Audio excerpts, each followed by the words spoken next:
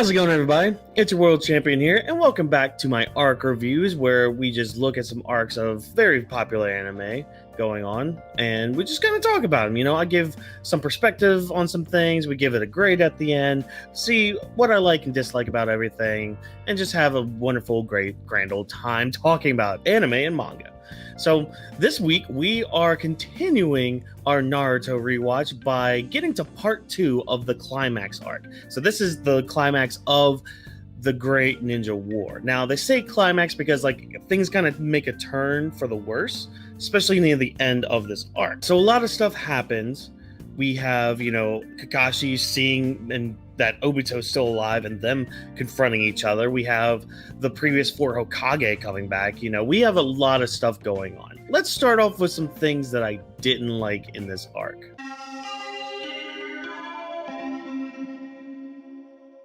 Okay, so let's get the big one out of the way. Neji dies. A lot of people have an issue with this, and to me, I have just a slight issue with this. So Neji blocks these wooden spikes that Obito and Madara are shooting at the Ninja Alliance because the Ten-Tailed Beast is back. We have the Hyuga clan, Neji, Hinata's dad, and Hinata. They're all using the rotation technique, protecting Naruto and protecting everybody else and themselves. And what happens is some of these wooden spikes get through their defense. And so what happens is Hinata jumps up and tries to just block it like this, just jumping in front of it and blocking it. And then Neji gets in the way and blocks it from her. Now, the anime makes it shown that the spikes were in Neji's blind side. That's all well and good. And that he was kind of slowing down with his rotation as well. So there was dialogue being said that was setting this up. But then, he still dies doing this. It's not that I don't like this, because I understand the reasoning for it, because it leads to Naruto finding his resolve through Hinata, who just kind of smacks him away. Just look, things happened. Neji's died, but you can't falter here. You need to keep going, and I'm gonna be right here next to you.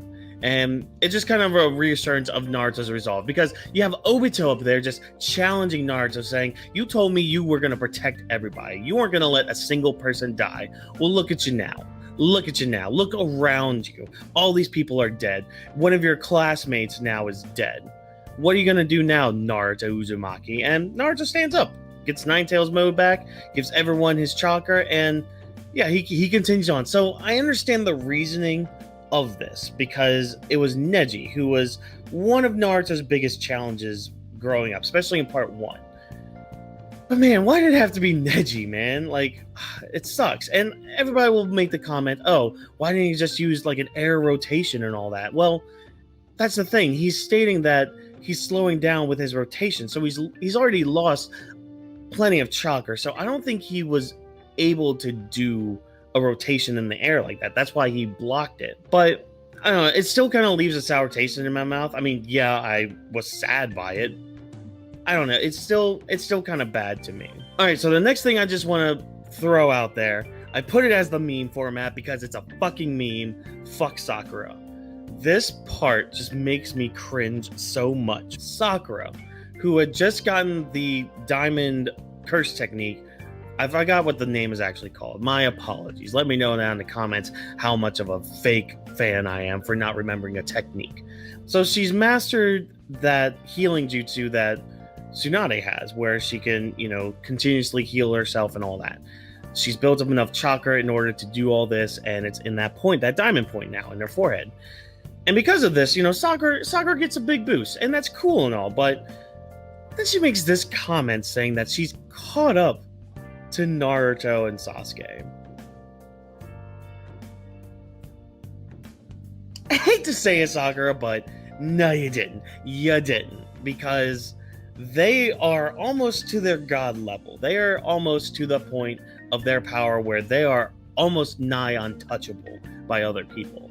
And you have the audacity to say that, oh, I call up to them. Get out of here, Sakura.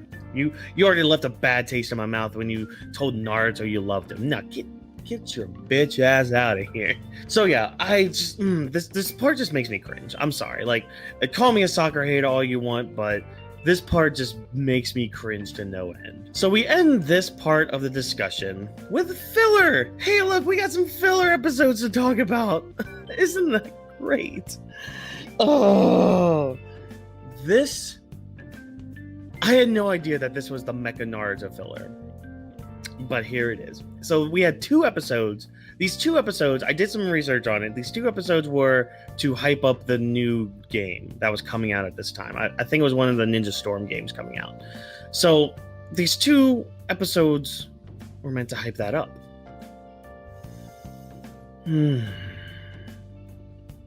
Well, it did something. It did something to everybody. So this Mecha Naruto comes in and he starts sucking away the Nine Tails chakra from Naruto, and there's a bunch of gags trying to get Naruto away from it. Second episode is just cameo after cameo after cameo of people just trying to get the robot. Turns out Itachi put a Genjutsu on the robot to help Naruto, and then all of a sudden Orochimaru had this Mecha Nine Tails attack the Leaf Village. This was dumb.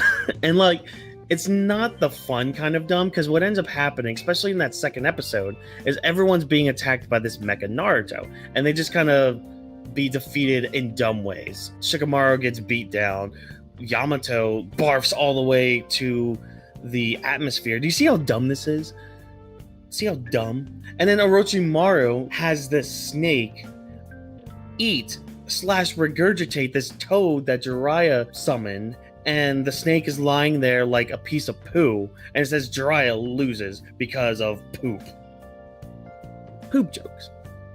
Well, this was the mid-2000s, so poop jokes were still a thing. This hurt. This hurt a lot. I'm just sitting here watching it, thinking to myself, I'm watching this right now. Why am I succumbing to this? Why am I making me do this? And yes, the English I just spoke was bad because of the brain cells I lost from these episodes. It was bad. It was horrible. But I'm done talking about bad things. Let's talk about some really great things that happened in this arc.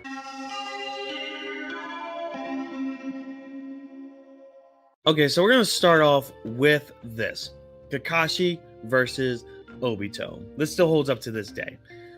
Kakashi gets the reveal that Obito is Toby. Great, awesome, fantastic. And he's coming to terms with having to kill Toby. And the whole time, Toby is attacking like Naruto and Kakashi and all that. He's noticing that Obito keeps challenging Naruto and challenging his beliefs, because Obito does see a little bit of Naruto in him, and Naruto kind of the same way, being like, wow, so this is my predecessor.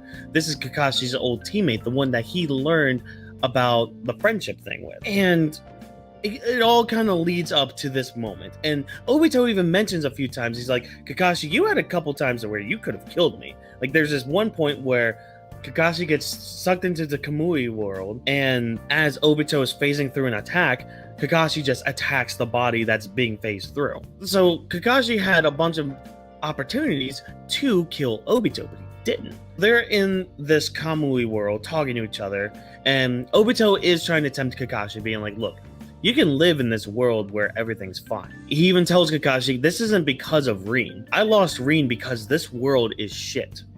And I need to teach this world that it can't be shit.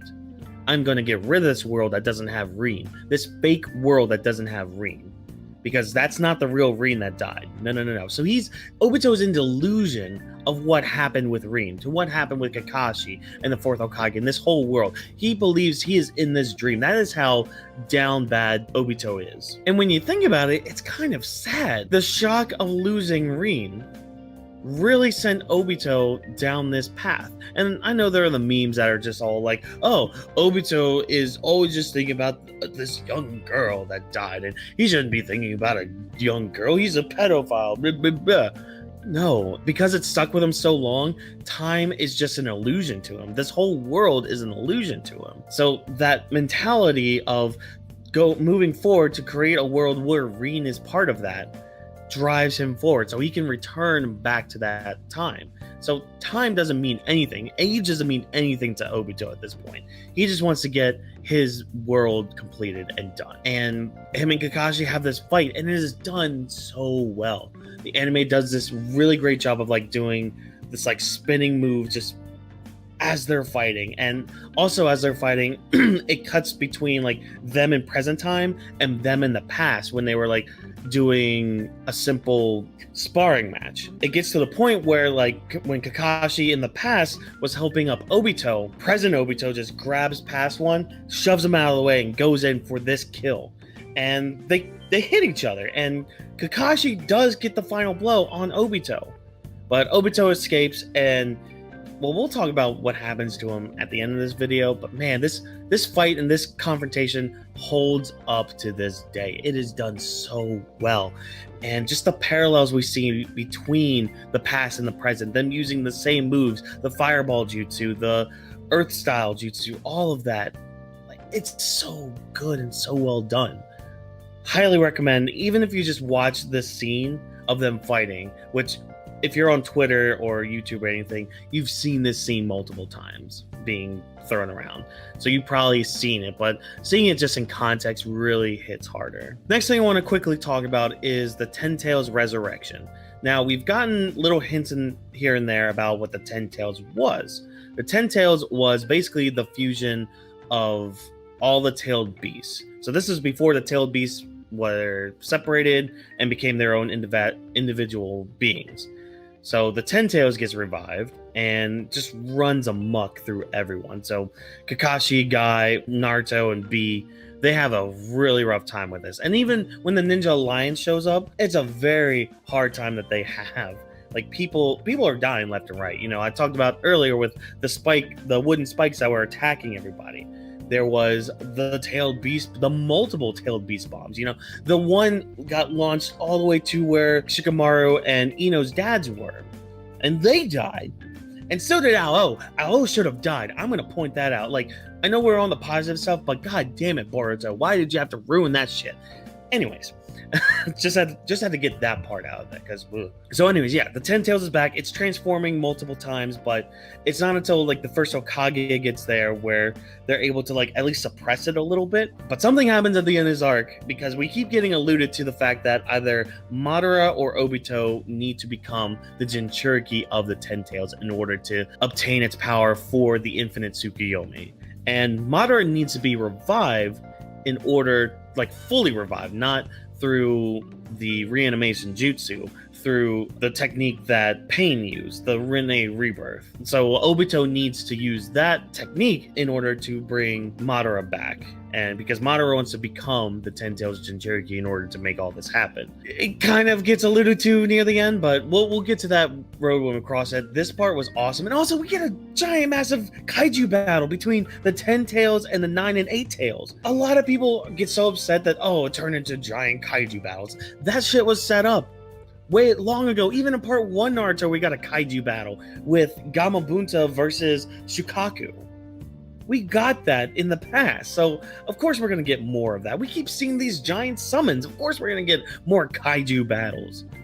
Bring it on. But this one was really good because we get multiple tailed beast bombs.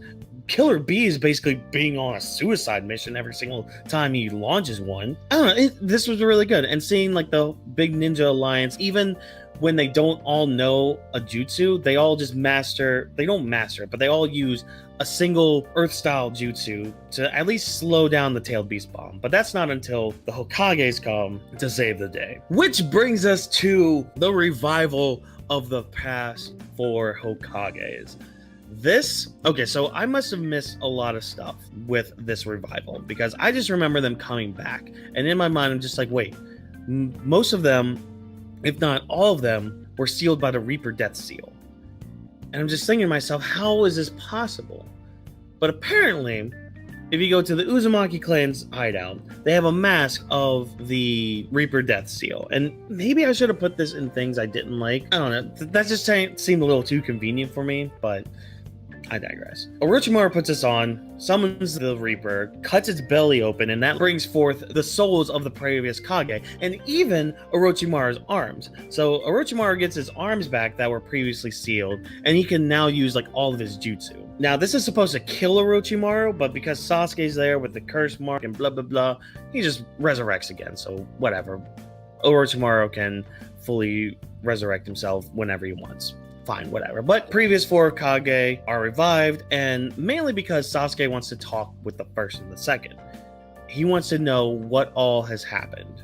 What is the meaning of a village? So we actually get that backstory of the first Kage and Madara forming the Leaf Village. Now this is really cool, and we get some stuff added in as well from the manga, which is also really good because that's filler that adds to the story. And also we get, Tobirama as a racist, the racist that he is. He pulled the excuse that, oh, I had an Uchiha as my apprentice. That's like saying you have a black best friend. No, that doesn't give you any rights, Tobirama. Sit your racist ass down.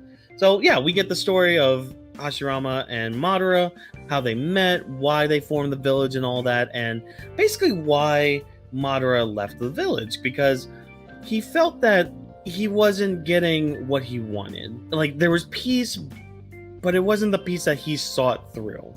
And of course, he overheard Tobirama and Hashirama talking about who the first Hokage is going to be. And Tobirama wanted to be more of a democratic process, where Hashirama wanted Madara to be the first Hokage. That didn't happen. A few years later, they had their big fight, and we get to see some of that too as well, with Madara overtaking the Nine Tails, Hashirama using his wood style jutsu and all that. Now, we move on. The third Hokage talks to Sasuke about Itachi, and the fourth Hokage even makes his little dues with what all has happened. What happens here is they all decide, hey, we're revived. Let's go to war now. Let's go help fight everybody. Now, everybody goes to the battlefield, and everybody's just surprised that the Hokage are there. And Naruto and Minato have their little moment as well. And I thought it was funny, too. Minato looks at Naruto, is just like, oh, is that your girlfriend? Because Sakura's healing him. And she just kind of like headbutts him, and Minato's just like, wow, she reminds me of Kushina. And, well, take that what you will, shippers of people who believe Naruto should have been with Sakura. But anyways, we also see that somehow Minato just knows how to get into Nine-Tailed Beast mode. Okay, he just knows that through death. Awesome, great. I mean, you could argue that maybe Kushina told him some of it, or he knew it through Kushina, but he didn't have time to practice it. And does the half of the Nine Tails that lives inside Minato, did that like help him? Does he know what everything that's going on? I don't know. We'll come to that road when he crosses it, because there's a moment that happens with all of that. So the Kage, they seal the 10 tails into this barrier, and they help everybody just kind of beat it, but they don't end up beating it. And we see more of the Hokage here in the next arc that we'll talk about. But this was actually pretty cool, especially figuring out how they were able to get resurrected because of the Reaper Death Seal and all that. But I really like this. I mean, it's hype as hell, because when you realize, like, wow, we're seeing the past 4 Hokage doing battle, especially like the fourth and the third, like especially the third, because when he fought Orochimaru way back when, it was, I don't want to necessarily say it was underwhelming, but compared to everything else we see now, having to be at Kage level, the third kind of is a little down low. And it's also kind of funny just seeing how short the third Hokage is, and just seeing how incompetent he is. But I digress. This was great. This was hype. It had me going. I'm here for it. It had a decent enough reason for me to be for it. Let's just move on to the next point. So the next point I want to talk about is just this quick little moment that we have with Tsunade and Orochimaru. As Orochimaru is heading to the battlefield, he's lagging a little behind like the 4 Kage and Sasuke. Him, Suigetsu, and Karin end up seeing where the 5 Kage are, where they all didn't die, but they were all critically injured. And Tsunade is pretty much cut in half, and she's almost dead. So Orochimaru goes up there, and he's just like, all right, Suigetsu, Karin, we are going to heal Tsunade so she can put all of her energy into healing the other Kage. And that happens, and they have this nice little moment where Tsunade just questions Orochimaru and what he's doing there. And he lets Tsunade know. He's just like, look, I know I was in the darkness, but now I kind of just want to watch what Sasuke does. It's not that Orochimaru had a full 180. He had more like a 90-degree turn, I guess. Because he's still kind of creepy, still his weird self. But he just wants to see how the world's going to turn out now. Yeah, he still wants to learn his jutsu and all that, but he knows that he's pretty much going to be powerless if he tries to do anything. And him and Tsunade just have a nice little moment, and she's just like, look, I wish you could have done this earlier. Maybe Jiraiya would still be alive. And even Orochimaru comments, even if he was still alive and this happened, who knows if that would have changed him either. So this was just a really good moment, a moment that people don't really talk about. Just it was really good to see. Plus, I'm not gonna lie, seeing some Tsunade midriff, I'm here for it. The last thing I'm going to talk about is the return of Team 7. So even though Kakashi's not here, we have Naruto, Sasuke, and Sakura meeting up together, fighting together, being a team again. Oh, this is hype. Even with my problems with Sakura, this is still really hype.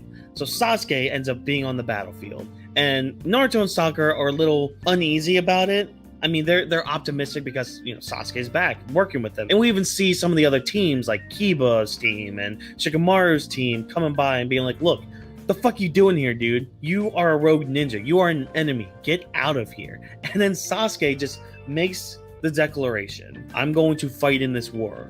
I am on your side. And after this war, I am. And you expect him to be like, I'm going to destroy the Leaf Village. No. He says, I'm going to become Hokage. And this just floors everybody, especially Kiba. Kiba just goes all in. No, bullshit. I'm going to be Hokage even way before you. Nobody's having any of this. I mean, Naruto kind of laughs it off, and we see right here them just standing next to each other. Oh, it's so good. Now, I want to lump in here, too, the other teams and what they do here. So everyone's going in. The 10 Tails had created these little mini clones of itself. Team Asuma, Team Kurenai, Team Kakashi, Team 7, and all that. They all go in after these guys, and it is done beautifully. We see Kiba doing this three-headed dog technique. We have Shino doing this massive bug insect implosion attack on these beings. We see Hinata doing the 64 palms with her lion palm technique. Also really cool. And then I think my favorite one is the Inoshika Cho formation. It's like this yo-yo thing. So it's really cool. So she uses this technique where she can basically see where everybody is on the battlefield, and it's mainly the opponents. And what happens is she shares that vision with Shikamaru, and then Shikamaru uses his shadow possession jutsu on Choji, and Choji uses expansion jutsu, makes himself giant, and then uses human boulder. Shikamaru, since he has him attached to the shadow, just uses him as a yo-yo and just attacking every villain, every bad guy. It's so good. It's so well done, and it looks so great animated. I even had to check the manga to be like, okay, wait, hold on, did this actually happen? Because I do not remember this shit happening. I popped, especially for the shadow possession yo-yo thing. But nothing made me pop more than when these three got up and used summoning jutsu, summoning their own versions, except for Sakura, their own versions of their master summonings. Sasuke summoned a snake, which is basically like Manda 2.0. Its name is Aoda. But the thing I find weird with that, we see Sasuke, during his fight with Danzo, he summoned a hawk. So can Sasuke summon two animals? That's also very weird and interesting, but whatever. So he has Aoda, who's basically the speed part. We have Naruto, who tries to summon Gamabunta, but apparently he's busy with something, so Gamakichi shows up, and he's massive now and helps out Naruto. And Sakura has Katsuya, so she's working on healing everybody. But man, the joint jutsu that Naruto and Sasuke use, the giant Rasen Shuriken, Naruto throws it, and Sasuke then uses his Inferno style, and it comes up together, and it's like this Amaterasu Rasen Shuriken that hits the 10 Tails. It's so awesome, so great. But one thing to note here as well is that Naruto mentions to Sasuke, he's like, hey, the 10-tailed beast has the other tailed beasts in it, so like Shukaku and all them. Don't kill it because we need to get them out of there. And Sasuke makes a mention of they need to all die. Naruto doesn't like that, so we're seeing there's still cracks everywhere. Everybody's not buddy-buddy right now. Wait to see what happens with that. I know what happens because I read the manga, but whatever. This was really cool. This was really hype. I just love seeing this. I love seeing this a lot. So overall, as a final grade, I'm gonna give this an A-. I mean, this was very hype. There was a lot of good stuff, a lot of lore, a lot of storytelling going on, a lot of characterization, especially with Sasuke after he talked with the previous Hokages. There's the stuff with Obito and Kakashi. I mean, all the negative stuff that was coming from this part of the arc, you know, with like Neji dying and Sakura's dumbass words and the filler episodes. This really wasn't that bad. I'm starting to get to the point where I think the 4th grade Ninja Wars had a bad rap. Almost getting to the point where I kind of fell off from the Ninja War, but we'll get to that when we cross it. We're almost getting to it, and I will have words when that moment happens. But overall, I think this was a pretty solid arc. A- is, I think, is fine for everything that happened. But let me know down in the comments what you thought of this arc. Let me know things you like, things you dislike. Let's have a conversation about it. Be sure to like the video if I entertained you in any way, shape, or form. And don't forget to subscribe to my channel because I do these arc reviews every single week. And don't forget to ring the bell as well so you don't miss any uploads by getting that nice little notification that YouTube sends out. So as always, people, I've been your world champion, and I'll catch you guys in the next video. See ya!